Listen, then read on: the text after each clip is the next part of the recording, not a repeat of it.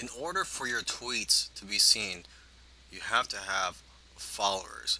So it's pretty obvious that the more followers you have, the more exposure that your tweets will get. So it's very important to get as many followers as you can so that you'll get more exposure. So on this account here, I have several Twitter accounts. This one I have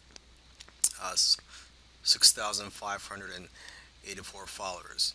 But as you can see, I'm also following around 5,800 people on Twitter. So basically, the trick is to follow as many people as you can, people that are in your niche, the people that are interested in what you are selling or marketing. Follow as many people as you can, and because what happens is a lot of people that you follow will follow you back. Okay, so the key here. You could do a search on Twitter for people that are interested in the topic that you are marketing in.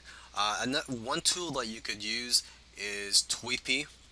This will make it a lot easier to follow people, and I believe you can also automatically follow people if you have a paid account with them. I'm not sure about that because I don't use Tweepy, but I have heard of other Twitter marketers using this tool. So this is one that you may want to look into. Um, the other option for you is just to do it manually, just to follow as many people as you can in your Twitter account.